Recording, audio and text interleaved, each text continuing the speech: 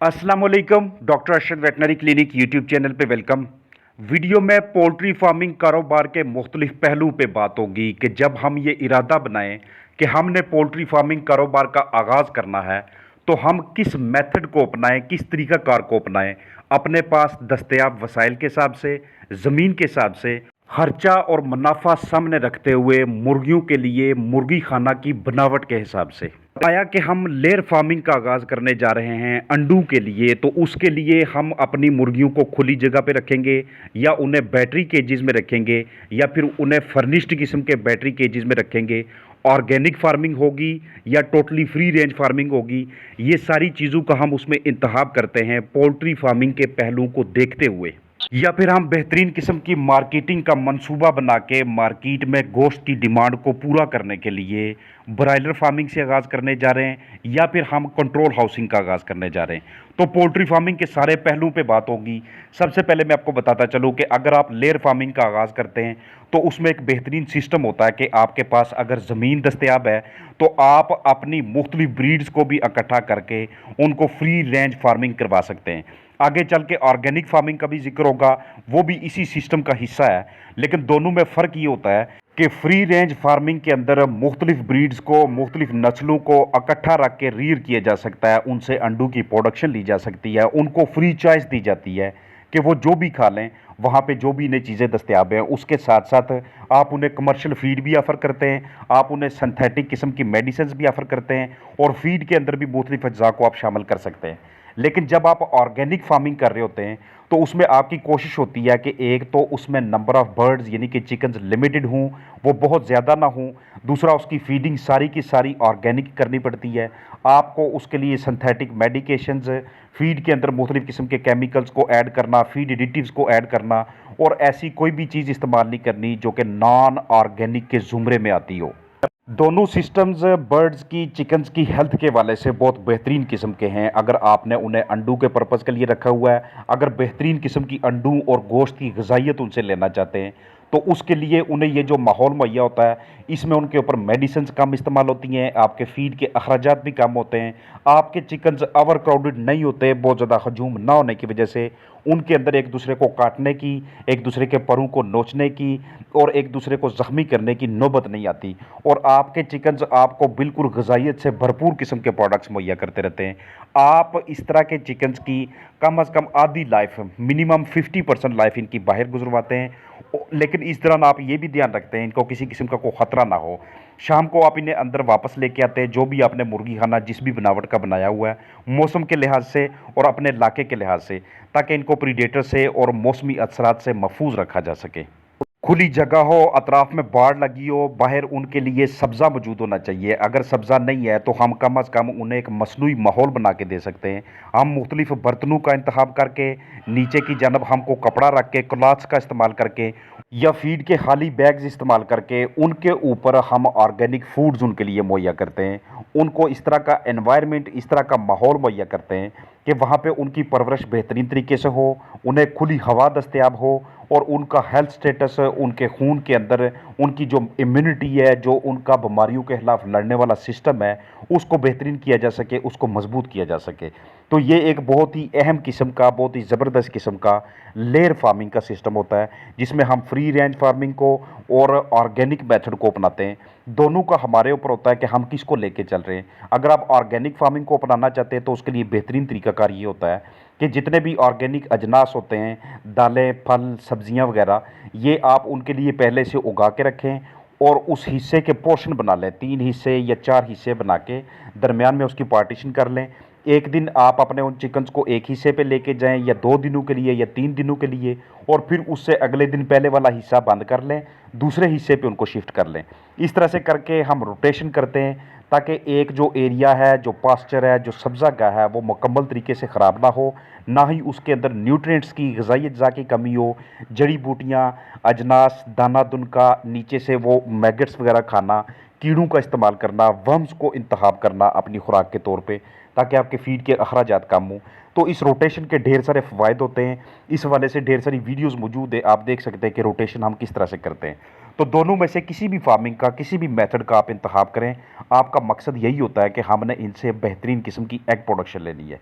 और जो free range farming वाले चिकन्स होते हैं, उनके एग्स के अंदर omega 3, vitamin A, vitamin E और इस तरह की चीज़ें ये ज़्यादा मिकदार में होती हैं बनिस्बत कन्वेंशनल फार्मिंग के, बनिस्बत बैटरी केजेस के। आप इनसे अंडों की भरपूर मिकदार हासिल करते हैं। बेहतरीन किस्म की प्रोडक्शन लेने के लिए आपको इनकी न्यूट्रिशन को कंट्रोल करना पड़ता है और आपको इन्हें बीमारियों से महफूज रखना पड़ता है। वैक्सीनेशंस आपको हर हाल में करना पड़ती हैं, क्योंकि हमारे चिकन्स का इम्यून सिस्टम इस तरह का है कि वायरस के साथ किसी किस्म का कोई मुकाबला नहीं। तो वो हमें खुद बनाना पड़ता है, इनके टाइटर डेवलप करने पड़ते हैं, ताकि किसी किस्म का कोई वायरस हमलावर होता है तो ये उनके खिलाफ बेहतरीन किस्म की क़ुव्वत मुदाफ़त रख सकें। आपने ये टारगेट रखना है कि हमने इनसे प्रोडक्शन मैक्सिमम लेनी है, ज़्यादा से ज़्यादा हमने अंडों की मिकदार लेनी है। और अंडों की ज़्यादा मिकदार उसी वक्त हासिल होती है जब हम अपने फ्लाक को ग्रेडेड रखते हैं, जब हम अपने फ्लाक को डिजीज़ फ्री रखते हैं, जब हम उनको बिल्कुल एक जैसा रखते हैं, उनमें यकसानियत पैदा करके रखते हैं और उनकी फीडिंग को कंट्रोल करते हैं। उनके जिस्मानी वज़न के हिसाब से, उनकी सेहत के हिसाब से हम उनको ग्राम पर बर्ड उसके मुताबिक ऑफ़र कर रहे होते हैं।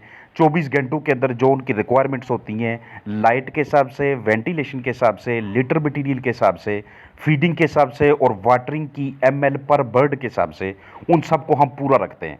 तो फिर जाके हमें बेहतरीन किस्म की, ऑप्टिमम किस्म की प्रोडक्शन हासिल होना शुरू हो जाती है। ये अलग बात है कि जब भी चिकन्स ओल्ड होते जाते हैं, वो एज में ज़्यादा होते जाते हैं, तब उनमें एग प्रोडक्शन कम होना शुरू हो जाती है। उस वक्त हम उनको मोल्ट लगाते हैं। एक मोल्टिंग होती है नेचुरल और दूसरी मोल्टिंग होती है फोर्स्ड।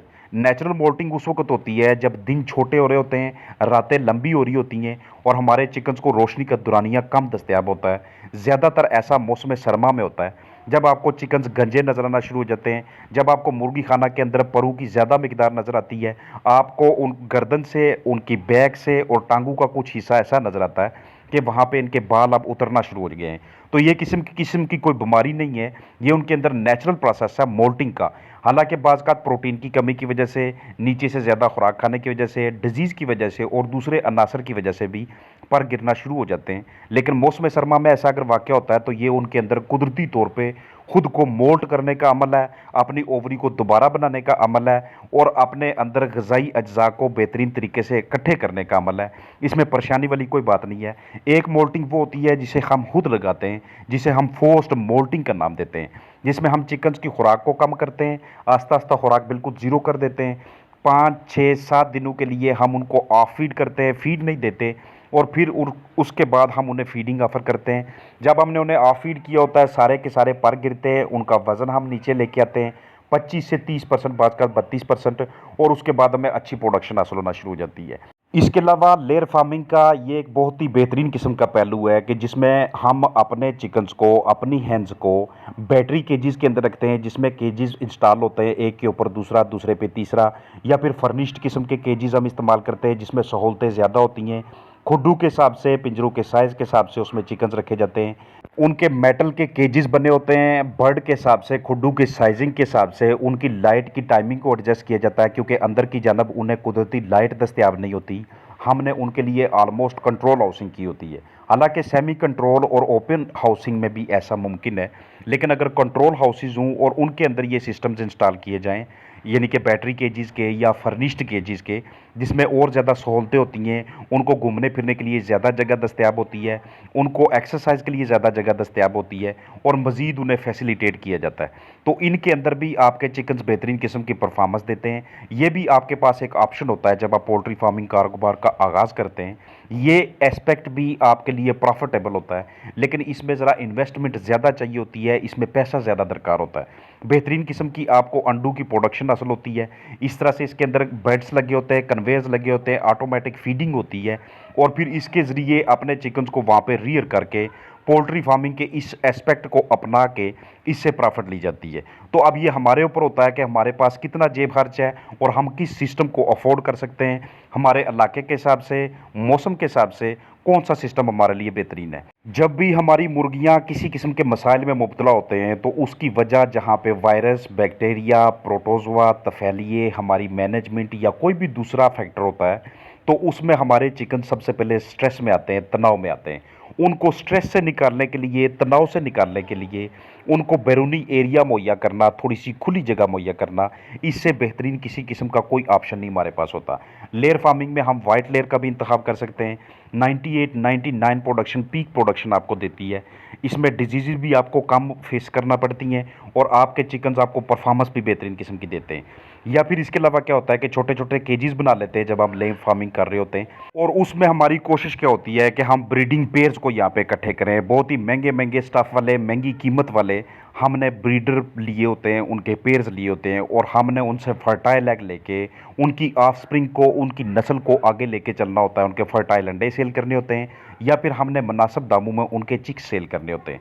तो ये भी एक प्रॉफिटेबल किस्म का हिस्सा होता है। आप मुख्तलिफ पोर्शंस बना के इस हिसाब से डिज़ाइनिंग करते हैं हाउसेज़ की कि वहाँ पे वेंटिलेशन की किसी किस्म की उन्हें प्रॉब्लम ना हो। अगर किसी किस्म की कोई डिजीज़ आ जाती है तो डिजीज़ आगे पीछे स्प्रेड ना हो, तो उसके लिए आपको बायोसिक्योरिटी का बेहतरीन किस्म का पैमाना अपनाना पड़ता है, क्योंकि बगैर बायोसिक्योरिटी साउंड किस्म के स्टैंडर्ड्स को, मायार को अपनाए हम अपने चिकन्स को महफूज नहीं रख सकते। इसलिए जब भी हमने उनके पास जाना है या हमारे को विजिटर जाते हैं या डॉक्टर साहब का विजिट है, तो बाकायदा तरीके से उनकी डिसइंफेक्शन करके, उनको पहले कुछ देर के लिए क्वारंटीन करके, फिर कोशिश ये होनी चाहिए कि बाहर जाली से ही उन्हें मुआयना करवाया जाए, हमारे बर्ड्स को उन्हें हैंडल ना करना पड़े। इसके अलावा हमारे को कोलीग हैं या ख़ुद हम भी बज़ाते खुद अगर उसका मुआयना करना चाहते हैं, उनको हैंडल करना चाहते हैं, तो हमारी कोशिश ये होनी चाहिए कि हम स्लीपर चेंज करें, हम कपड़े तब्दील करें अपने बर्ड को एक्सेस करने से पहले, ताकि किसी भी किस्म का इन्फेक्शन जो हमें आम आंख से नज़र नहीं आ रहा वो हमारे चिकन्स तक ना पहुँचे। ये हमारी एहतियात होती है, ये हमारी वो तदाबीर होती हैं कि जो कि हमें पोल्ट्री फार्मिंग से प्रॉफिट ज़्यादा हासिल करने में मददगार साबित होती हैं।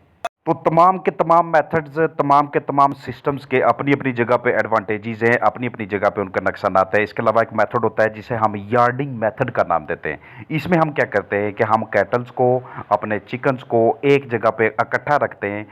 बाहर की जानब हम फेंस लगा लेते हैं, बाड़ लगा लेते हैं, हम एक एरिया मुंतखब कर लेते हैं कि उसी एरिया के अंदर वो रहेंगे, वहीं पे उनकी फीडिंग होती है, वहीं पे उनकी रीयरिंग होती है और वहीं पे हम उनसे प्रॉफिट ले रहे होते हैं।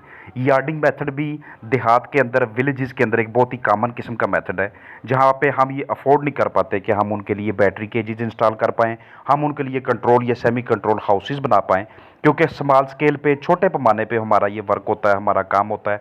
तो हमारी ये कोशिश होती है कि इन्वेस्टमेंट भी कम लगे, इसके ऊपर इनपुट्स यानी कि कॉस्ट ऑफ प्रोडक्शन भी हमारी कम आए। इसमें डिजीज़ स्प्रेड होने के, बीमारी के, इन्फेक्शन के फैलने के चांसेस चूँकि थोड़े ज़्यादा होते हैं, लेकिन हम उन्हें चूँकि ऑर्गेनिक किस्म का मटेरियल प्रोवाइड कर रहे होते हैं, तो इसलिए हमारे लिए ये बेनिफिशियल हो जाता है कि उनकी रिकवरी आसान हो जाती है। उस जगह पे प्लफिंग करना जहाँ पे आप चिकन्स को रेयरिंग करवा रहे हैं, चाहे वो यार्डिंग मेथड है, चाहे वो सेमी कंट्रोल है या चाहे वो ऑर्गेनिक मेथड है, आपने चिकन्स को फ्री रोमिंग एरिया में रखा हुआ है, तो इससे क्या होता है कि वहाँ पे हल चलाने से नीचे की जानब जो न्यूट्रिएंट्स मौजूद होते हैं वो ज़मीन के ऊपर वाले हिस्से में आना शुरू हो जाते हैं, यानी कि अच्छी तरह से वो जगह उसकी रैकिंग होना शुरू हो जाती है। नीचे वाले जो न्यूट्रिएंट्स होते हैं वो आपके चिकन से ज़्यादा मिकदार में फिर यूटिलाइज़ करना शुरू कर देते हैं, उनका इस्तेमाल शुरू कर लेते हैं और उनको ग़िज़ाइयत का एक तनूज़ दस्तयाब होना शुरू हो जाता है और बदले में आपको बेहतरीन किस्म की प्रोडक्शन आना शुरू हो जाती है। आपके चिकन्स का जो सेहत का मयार है वो बुलंद होना शुरू हो जाता है, वो बेहतरीन होना शुरू हो जाता है। तो जो भी फार्मिंग आप अपनाएं, जो भी तरीक़ाकार आप अपनाएं, सबसे पहली उसकी शर्त ये होती है कि आपको उसके ऊपर बाकायदा किस्म की ग्रिप हासिल होनी चाहिए। अगर आप ब्रायलर फार्मिंग करना चाहते हैं, ब्रायलर फार्मिंग वाला सिस्टम, ब्रायलर फार्मिंग वाले एस्पेक्ट की तरफ जा रहे हैं, तो उसमें आपको ये टारगेट आपका होना है कि हमने इसका वेट गेन करना है फास्टर। तो फास्टर वेट गेन के लिए आपकी मैनेजमेंट काम आती है और मैनेजमेंट में क्या चीज़ें शामिल हैं कि उनकी फीडिंग, वाटरिंग, उनको जो स्पेस आप देते हैं, उनकी जो आप लाइट टाइमिंग रखते हैं, नीचे की जानब जो उनकी बिछाली है और उनको बेहतरीन किस्म का हवा का फ़्लो मुहैया करते हैं। ये सारी चीज़ों का आप ध्यान रख के आप उनका बेहतरीन किस्म का वेट गेन करके और फिर उसके बाद मार्केट को टारगेट करके, मार्केटिंग करके, इनकी मार्केटिंग के वाले से, इनकी सेल के वाले से किसी किस्म का फार्मर को कोई मसला नहीं होता, क्योंकि इनकी डिमांड ही बहुत ज़्यादा हाई है और जिस चीज़ की डिमांड हाई हो उस कारोबार की तरफ जाना ये आपको हमेशा प्रॉफिट में रखता है। डिमांड जहाँ पे गोश्त की है वहाँ पे अंडों की भी है। जहाँ पे हमारे चिकन्स के नीचे जो लिटर मटीरियल होता है जिसे फ़िश फार्मिंग वाले इस्तेमाल करते हैं, जिसे फर्टिलाइज़र के लिए इस्तेमाल करते हैं, हमारे चिकन्स के जो फैदर्स होते हैं जिन्हें ऑर्गेनिक मैटर के तौर पे और खेलू का सामान बनाने वालों के लिए, तो इस तरह के और काफ़ी ज़्यादा चीज़ें होती हैं कि जिसको हम बाई प्रोडक्ट्स के तौर पे सेल कर सकते हैं, उनसे हम प्रॉफिट ले सकते हैं। तो ये जितने भी मेथड्स आपके साथ शेयर किए हैं, जितनी भी बातें, जितनी भी क्लिप्स, जितनी भी वीडियो में चीज़ें आपको दिखाई गई, बताई गई हैं, उन सब का मकसद ये है कि आप अपने जेब खर्च के हिसाब से, आप अपने पास मौजूद वसाइल के हिसाब से किसका इंतखाब करते हैं। सारे के सारे आपके लिए प्रॉफिटेबल किस्म के मेथड्स हैं, जिसका आप इंतखाब करें उस पर पहले बाकायदा किस्म की ग्रिप ले लें ताकि किसी किस्म के मसाइल ना बने। अपना ख्याल रखिएगा। अस्सलामु अलैकुम वरहमतुल्लाहि वबरकातुहू।